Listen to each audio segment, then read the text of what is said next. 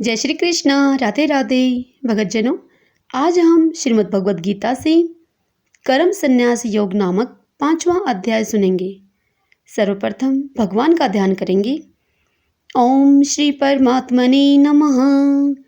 ओम नमो भगवते वासुदेवाय।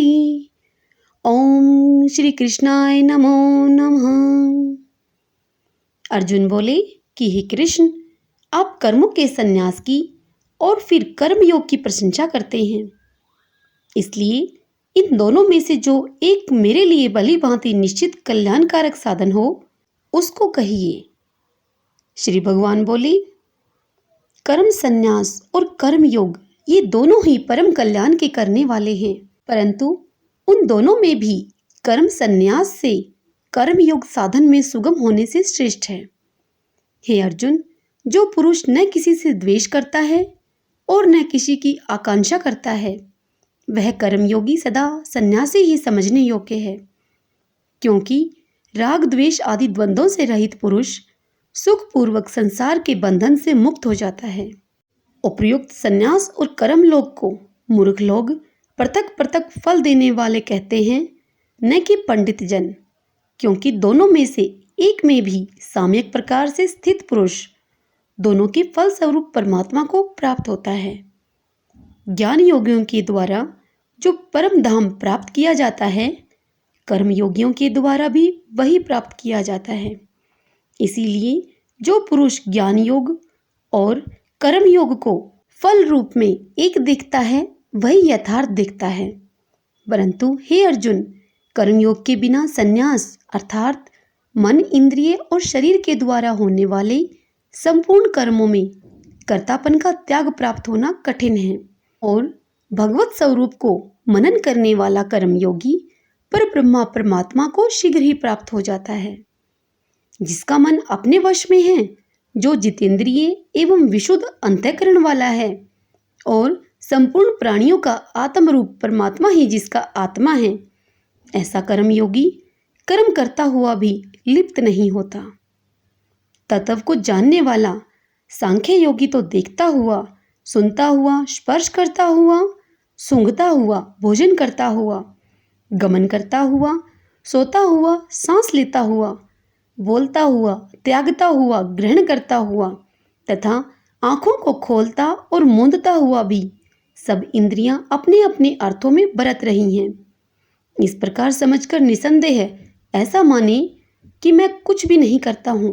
हे अर्जुन, जो पुरुष सब कर्मों को परमात्मा में अर्पण करके और आसक्ति को त्याग कर कर्म करता है, वह पुरुष जल से कमल के पत्ते की भांति पाप से लिप्त नहीं होता। कर्मयोगी ममत्व बुद्धि रहित केवल इंद्रिय, मन, बुद्धि और शरीर के द्वारा भी आसक्ति को त्याग कर अंतःकरण की शुद्धि के लिए कर्म करते हैं। कर्मयोगी कर्मों के फल का त्याग करके भगवत प्राप्ति रूप शांति को प्राप्त होता है, और सकाम पुरुष कामना की प्रेरणा से फल में आसक्त होकर बंधता है। अंतःकरण जिसके वश में है, ऐसा सांख्य योग का आचरण करने वाला पुरुष न करता हुआ और न करवाता हुआ ही नव द्वारों वाले शरीर रूप घर में सब कर्मों को मन से त्याग कर आनंद पूर्वक सच्चिदानंद घन परमात्मा के स्वरूप में स्थित रहता है। परमेश्वर मनुष्य के न तो कर्तापन की और न कर्मों की और न कर्म फल के संयोग की ही रचना करते हैं, किंतु स्वभाव ही बरत रहा है। सर्वव्यापी परमेश्वर भी न किसी के पाप कर्म को और न किसी के शुभ कर्म को ही ग्रहण करता है, किंतु अज्ञान के द्वारा ज्ञान ढका हुआ है, उसी से सब अज्ञानी मनुष्य मोहित हो रहे हैं। परंतु जिनका वह अज्ञान परमात्मा के तत्व ज्ञान के द्वारा नष्ट कर दिया गया है, उनका वह ज्ञान सूर्य के सदृश उस सच्चिदानंद घन परमात्मा को प्रकाशित कर देता है। जिनका मन तद्रूप हो रहा है, जिनकी बुद्धि तद्रूप हो रही है, और सच्चिदानंद घन परमात्मा में ही जिनकी निरंतर एक ही भाव से स्थिति है, ऐसे तत्वपरायण पुरुष ज्ञान के द्वारा पाप रहित होकर अपूर्णावर्ती को अर्थात परम गति को प्राप्त होते हैं। वे ज्ञानी जन विद्या और विनय युक्त ब्राह्मण में तथा गऊ, हाथी, कुत्ते और चांडाल में भी समदर्शी ही होते हैं। जिनका मन समभाव में स्थित है, उनके द्वारा इस जीवित अवस्था में ही संपूर्ण संसार जीत लिया गया है, क्योंकि सच्चिदानंद घन परमात्मा निर्दोष और सम है। इससे वे सच्चिदानंद घन परमात्मा में ही स्थित हैं। जो पुरुष प्रिय को प्राप्त होकर हर्षित नहीं हो और अप्रिय को प्राप्त होकर उद्विग्न न हो, वह स्थिर बुद्धि, संशय रहित ब्रह्मवेता पुरुष सच्चिदानंद घन पर ब्रह्मा परमात्मा में एक ही भाव से नित्य स्थित है। बाहर के विषयों में आसक्ति रहित अंतःकरण वाला साधक आत्मा में स्थित जो ध्यान जनित सात्विक आनंद है, उसी को प्राप्त होता है। तदंतर वह सच्चिदानंद घन पर ब्रह्मा परमात्मा की ध्यान रूप योग में अभिन्न भाव से स्थित पुरुष अक्षय आनंद का अनुभव करता है। जो ये इंद्रिय तथा विषयों के संयोग से उत्पन्न होने वाले सब भोग हैं, यद्यपि विषय पुरुषों को सुख रूप भासते हैं, तो भी दुख के ही हेतु हैं और आदि अंत वाले अर्थात अनित्य हैं। इसीलिए हे अर्जुन, बुद्धिमान विवेकी पुरुष उनमें नहीं रमता।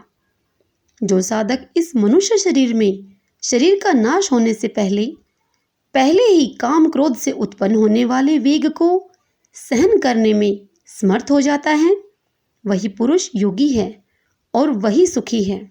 जो पुरुष अंतरात्मा में ही सुख वाला है, आत्मा में ही रमण करने वाला है तथा जो आत्मा में ही ज्ञान वाला है, वह सच्चिदानंद घन पर ब्रह्मा परमात्मा के साथ एक ही भाव को प्राप्त सांख्य योगी शांत ब्रह्मा को प्राप्त होता है।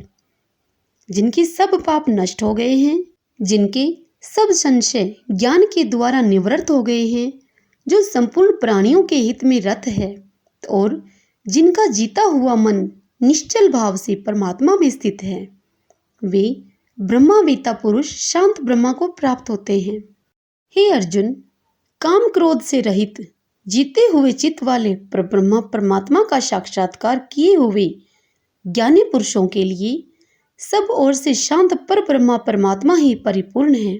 बाहर के विषय भोगों को न चिंतन करता हुआ बाहर ही निकालकर और नेत्रों की दृष्टि को भ्रकुटी के बीच में स्थित करके तथा नासिका में विचरने वाले प्राण और अपान वायु को सम करके जिसकी इंद्रियां, मन और बुद्धि जीती हुई है, ऐसा जो मोक्षपरायण मुनि इच्छा, भय और क्रोध से रहित हो गया है, वह सदा मुक्त ही है।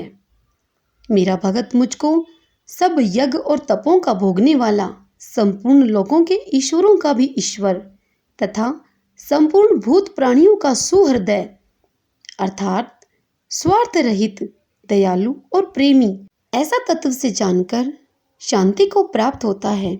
हरि ओम तत्सत। श्रीमद् भगवद गीता का यह 5वां अध्याय यही संपूर्ण हुआ। ओम श्री कृष्णाय नमो नमः। ओम नमो भगवते वासुदेवाय।